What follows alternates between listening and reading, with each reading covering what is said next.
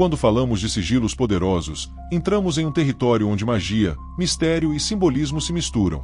Por séculos, magos e ocultistas acreditaram que símbolos poderiam abrir portas para energias além da compreensão humana. Hoje, vamos explorar os 5 sigilos mais poderosos do mundo, aqueles que atravessaram eras, envolveram sociedades secretas e, segundo a tradição, escondem segredos capazes de mudar destinos. Prepare-se, porque cada um deles carrega histórias fascinantes, cercadas de lendas, rituais e muito mistério. Começamos pelo sigilo de Lúcifer, também chamado de selo de Lúcifer, ganhou força principalmente no Grimorium Verum, um grimório do século XVIII, onde aparece associado ao próprio Lúcifer como uma assinatura espiritual. Ele é formado por 3 elementos principais, uma letra X, um V invertido e uma cruz abaixo. O X simboliza o poder terreno e material, o V invertido representa o espírito e a busca pelo conhecimento, enquanto a cruz abaixo simboliza a manifestação desse poder no mundo físico. Assim, para os ocultistas, o sigilo não é apenas um símbolo, mas um mapa de conceitos esotéricos condensados em um único desenho. Durante os rituais, acredita-se que ao traçar o sigilo, meditar nele ou até queimá-lo em oferenda, o magista estabelece uma conexão energética com a essência de Lúcifer, vista, em muitas tradições, como luz, liberdade e autotransformação. Diferente da interpretação puramente cristã que associa Lúcifer à queda e à perdição, no ocultismo ele também é compreendido como aquele que traz a chama do conhecimento, desafiando dogmas e iluminando a mente humana. Por isso, muitos praticantes utilizam o sigilo para fortalecer a vontade, buscar esclarecimento espiritual ou romper limitações impostas por crenças restritivas. Ao longo dos séculos, o sigilo de Lúcifer foi usado em rituais descritos em grimórios como o Grimorium Verum e em práticas modernas de magia luciferiana. Um dos rituais mais comuns consistia em traçar o sigilo sobre pergaminho ou metal, normalmente durante noites específicas associadas a poder astrológico, como fases da lua ou datas simbólicas. O magista acendia velas, muitas vezes negras ou vermelhas, e recitava invocações que, segundo a tradição, chamavam a essência de Lúcifer não como um ser demoníaco, mas como portador de luz e sabedoria. Outro uso histórico incluía a meditação visual, onde o praticante contemplava o sigilo por longos minutos até que ele parecesse ganhar vida na mente. Esse processo, conhecido como gnosis, buscava abrir portais internos de consciência, permitindo que o magista recebesse insights ou mensagens espirituais. Em algumas versões mais avançadas, o sigilo era queimado ao final do ritual, simbolizando liberação da energia para o universo. Na magia moderna, o sigilo de Lúcifer também aparece em práticas de empoderamento pessoal, onde é usado como ferramenta psicológica para fortalecer a autoconfiança, romper medos e desafiar barreiras mentais. Ele deixou de ser visto apenas como símbolo de rebeldia e passou a representar transformação interior, coragem e busca por conhecimento profundo. No contexto mágico, o sigilo não é apenas um ícone decorativo, mas uma ferramenta. Ele costuma ser usado em rituais para buscar iluminação interior, poder pessoal e sabedoria oculta. Diferente da imagem demoníaca popularmente atribuída a Lúcifer, muitos ocultistas o veem como um portador de luz, aquele que traz conhecimento para quem está disposto a romper com a ignorância. Por isso, em práticas rituais, o sigilo pode ser desenhado, visualizado ou até energizado através de meditação, sendo considerado um elo entre o magista e as forças luciferianas. Seguimos para o sigilo de Saturno, ligado ao planeta da disciplina, do tempo e do destino. O sigilo de Saturno é um dos símbolos mais antigos e enigmáticos da tradição esotérica, carregando significados que vão muito além do planeta com o mesmo nome. Ele aparece em diversos grimórios medievais, textos alquímicos e obras de astrologia renascentista, sempre associado a temas como tempo, destino, disciplina e limites da existência humana. Saturno, na astrologia e no ocultismo, é visto como o senhor do tempo, o guardião das fronteiras entre o mundo físico e o espiritual, aquele que ensina por meio de desafios e restrições. O desenho do sigilo geralmente traz linhas retas e formas simples, remetendo à ideia de estrutura e ordem, duas qualidades ligadas ao planeta Saturno. Nas práticas mágicas, ele era usado tanto para proteção espiritual quanto para atrair sabedoria, estabilidade e autodomínio. Ocultistas acreditavam que Saturno rege os processos de transformação profunda e maturidade interior, ajudando o praticante a lidar com os ciclos da vida e com as consequências de suas escolhas. Durante a Idade Média, alquimistas viam no sigilo de Saturno uma chave para acessar os mistérios da transmutação não só da matéria, mas também da própria alma. O chumbo, metal associado a Saturno, simbolizava o estágio inicial e imperfeito da existência, que através do trabalho espiritual poderia ser lapidado rumo à perfeição, ideia que mais tarde seria conhecida como a busca pela pedra filosofal. No vasto cenário do ocultismo, o sigilo de Saturno sempre ocupou um lugar especial, cercado de mistério e reverência. Antigos grimórios descrevem que, para ativar seu poder, era necessário um ritual marcado pela precisão e pelo respeito ao tempo, já que Saturno representa os ciclos, a maturidade e o destino inevitável. Normalmente, esses rituais eram realizados em noites de sábado, dia regido por Saturno, durante fases lunares específicas, para garantir que as energias cósmicas estivessem alinhadas. O sigilo era traçado cuidadosamente em pergaminho ou metal, muitas vezes chumbo, e consagrado com orações, mantras ou invocações específicas.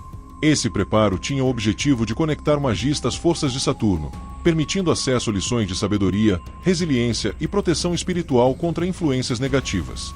Com o passar dos séculos, o uso do sigilo de Saturno passou a incorporar práticas de meditação e visualização.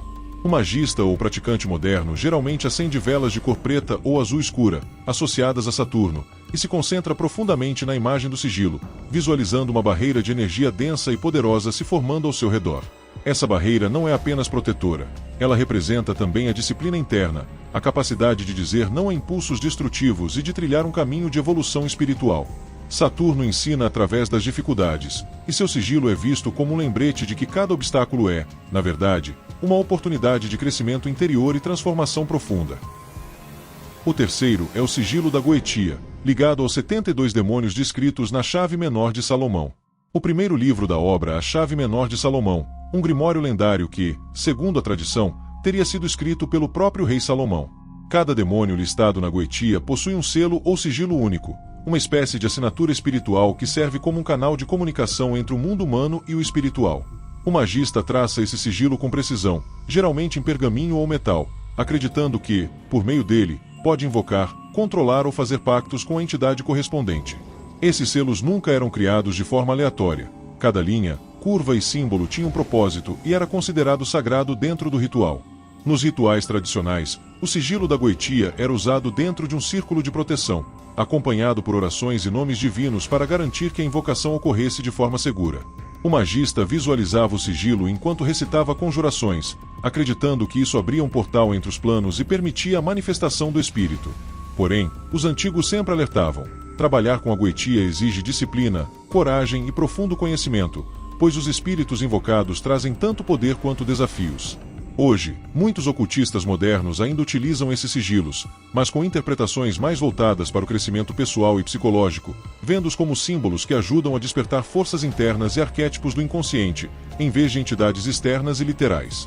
O primeiro é o sigilo de Baal, o primeiro demônio listado no Ars Goetia. Ele é considerado o rei do leste e governa 66 legiões de espíritos. Seu sigilo simboliza poder, invisibilidade e influência, sendo usado por aqueles que buscavam liderança e autoridade. Depois, temos o sigilo de Paimon, talvez o mais famoso de todos. Conhecido como mestre do conhecimento oculto, Paimon traz sabedoria, ensino de artes e ciências ocultas, e é representado como um grande rei coroado, montado em um camelo. Outro sigilo notável é o de Buer, espírito associado à cura e à filosofia moral.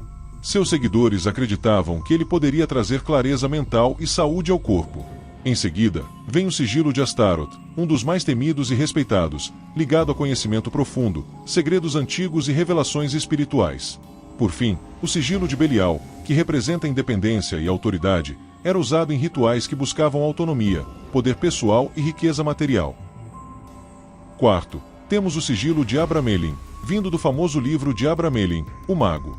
Uma obra mística do século XV, atribuída a Abraham von Worms. Dentro desse livro, encontramos um dos rituais mais famosos e temidos do ocultismo, a chamada Operação Sagrada de Abramelin. O objetivo principal desse ritual era estabelecer contato direto com o Santo Anjo Guardião, uma espécie de guia espiritual, para então dominar e submeter os chamados espíritos inferiores. É nesse contexto que o sigilo aparece, não como um mero símbolo decorativo, mas como uma chave espiritual, um selo de poder que ajudaria o mago a manter o controle durante a operação. Esse sigilo, ao contrário de muitos da Goetia que lidam com demônios específicos, tem um caráter mais elevado e sagrado.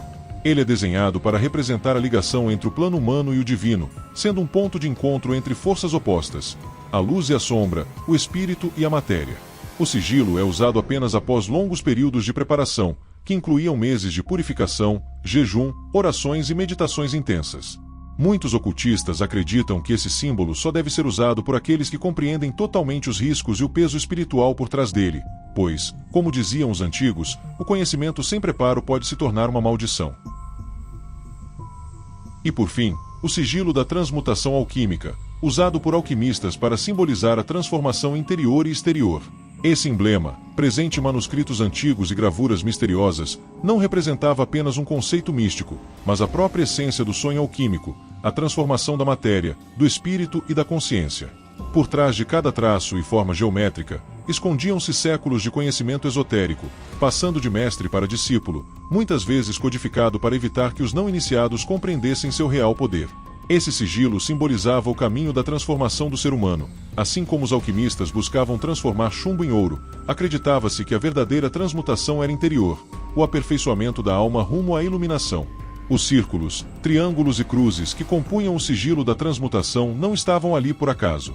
Cada elemento carregava significados profundos. O triângulo apontando para cima representava o fogo espiritual, o círculo simbolizava a perfeição e a totalidade, e a cruz unindo esses símbolos indicava o ponto de encontro entre o mundo material e o divino. Para os alquimistas, meditar nesse sigilo ou utilizá-lo em rituais não tinha apenas um objetivo físico, mas também espiritual. Acreditava-se que ele poderia abrir portas para estados elevados de consciência, despertando energias internas capazes de transformar não só a matéria, mas também os próprios limites humanos. Não era apenas ciência, nem apenas magia, era a fusão das duas em um só mistério. Chegamos ao final desta jornada pelo mundo dos sigilos mais poderosos da história, e agora é impossível olhar para esses símbolos da mesma forma. Desde o sigilo de Lúcifer, com sua busca pela liberdade e pelo conhecimento, até o sigilo da transmutação alquímica, que carrega em suas linhas a promessa de transformação espiritual, cada um deles atravessou séculos, sobreviveu a perseguições e foi preservado como um segredo para poucos iniciados. Ao longo do tempo, esses sigilos deixaram de ser apenas desenhos e passaram a representar portais para o oculto, chaves para mistérios que ultrapassam a compreensão humana. Então, se você gostou do assunto, não se esqueça de deixar o like, se inscrever no canal e ativar as notificações, pois, a cada traço e curva, eles revelam mais do que palavras poderiam explicar, e é por isso que tantos magos, alquimistas e ocultistas os protegeram com tanto zelo. E agora, diante desse conhecimento, fica a pergunta: o que você faria com um poder como esse? Porque, no final, compreender os sigilos é apenas o primeiro passo. O verdadeiro segredo está no que cada pessoa escolhe fazer com eles. Te vejo no próximo vídeo.